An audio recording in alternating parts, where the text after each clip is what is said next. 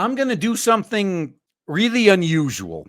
I'm actually going to make the argument for why happy wife, happy life is actually true by agreeing with this article.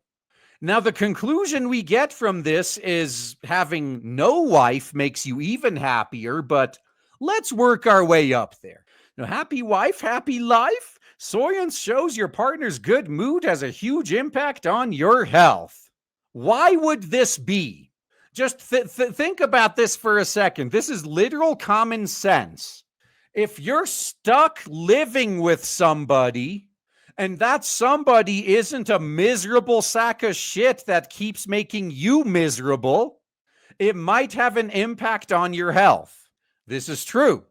If you live with other people and those other people are happy, in a good mood, they treat you good, yeah, that will have a positive impact, yes. However, if you just live by yourself and you don't have to keep wasting all that effort into keeping other people happy, you're going to come out overall on top. Maybe they looked a bit further into this, but instead of comparing happily versus unhappily married couples, they also need to compare single people. And dude, I did a video years ago about this. Most of the studies, when they compare couples with single people, they lump all single people together. Why is this a bad idea? Well, some people are single voluntarily because they're just introverted as hell and they don't want to deal with other people. Some people are single not by choice. They want a partner, yet they can't get one for whatever reason. Those two people will have polar opposite views of happiness. The people that are not single by choice and are trying to find a partner, they're going to be miserable. They're going to be way more miserable than couples. Meanwhile, the people that are voluntarily single, they're going to be way happier than most couples. And yet both of those groups are counted as part of the same group. Now, you know the saying, what's yours is mine. It seems like that might be true for more than just your spouse's socks. A recent study published in the journal Psychoneuroendocrinology found that your partner's good mood can make you feel happier as well. Look, it's not just your spouse. It's literally anybody. If you are surrounded by people who are happy, then yeah, you're going to feel happier too. Unless you got a damn good reason to be miserable. Maybe you hate them. I don't know. There's always a caveat. But in general, if all the people you surround yourselves with are happy, you'll be happier too. If you surround yourself with miserable sad sacks, I mean, look at the woke. They make negative feedback loop echo chambers for each other where they just keep pissing each other off more and more and more. This is literally just common sense. It actually has nothing to do with marriage either. It could be like anyone you live with. It doesn't even have to be a marriage partner. And researchers analyzed the data of 321 couples from Germany and Canada and discovered that when someone's partner was feeling peppier than usual, it decreased their own levels of cortisol, the stress hormone, even if they weren't feeling so great to begin with. Once again, man, any other person you surround yourself with, it doesn't even have to be husband or wife. And this effect is even more pronounced among older adults who reportedly had higher levels of relationship satisfaction. I'm not even sure if it's relationship satisfaction. I think it's more about what you've gotten used to. If you've gotten used to living with that person for 20 plus years, it's just a regular part of your life at that point. Yeah, that's why death really hits a lot harder if it's someone you've been with a lot longer. Yeah, so what's interesting to note is that the inverse wasn't necessarily true, meaning there was no observed association between someone's bad mood and their partner's cortisol levels.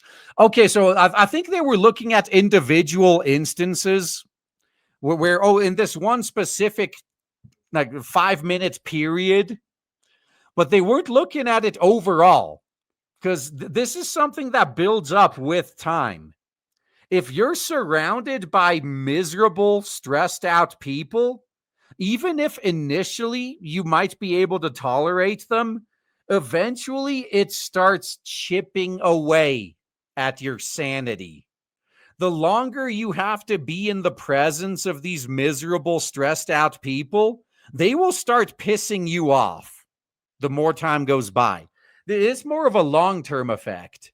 The participants weren't exactly spring chickens in the midst of their honeymoon period either. They were aged between 56 and 87, and the average length of relationships was 43.97 years.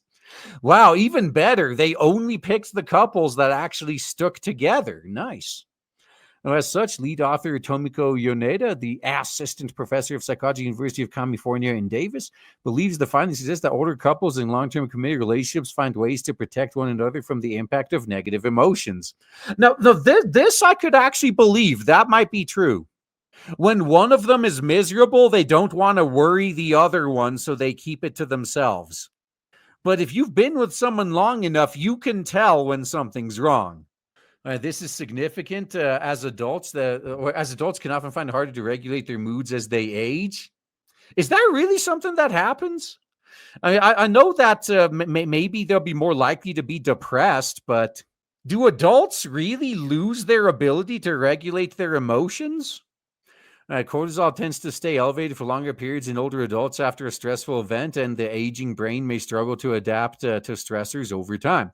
When you add the effects of chronic physical pain, reduced mobility, and social isolation, it can be a pretty miserable experience. And here I am speed running 2 of those 3 things, so it's not going to be that big of a deal. Oh, man. I guess I'm going to stay happy longer. Good to know. Unless I die soon, I guess. There's no guarantee I'm going to wake up tomorrow. That goes for all of us, man. So these results highlight the importance of trying to maintain a good mood around your spouse. It can act as a physical buffer to age-related stress. Having positive emotions with your relationship partner can act as a social resource. This isn't the first time Sorensen has emphasized the health benefits of a joyful partner. At this point, I would like to know if there's any health benefits to a joyful partner, or if it's just that there are no detriments. Because let's say living alone by choice is the default. How would someone who's living alone by choice compare to someone who has a joyful partner? Like that's a study that I would be interested in, because as you've probably gathered throughout this article, I have my own preconceptions about this. But I would love someone to actually do that study to prove it right or wrong. A current year -9 study found that people with happy spouses are more likely to report better health over time, regardless of their own happiness levels. Compared to who? People with unhappy spouses? Again, pick only the single people that are single by choice. How do they compare? A similarly 85-year-long Harvard research project concluded that happy marriages are the key to long, healthy lives. I believe that the study got the correct results because they lump all single people together. So they differentiate between happily married couples and unhappily married couples, but they don't differentiate between happily single by choice and miserably single against my will. If they broke up the singles, how would the results change? That's what I'd like to see.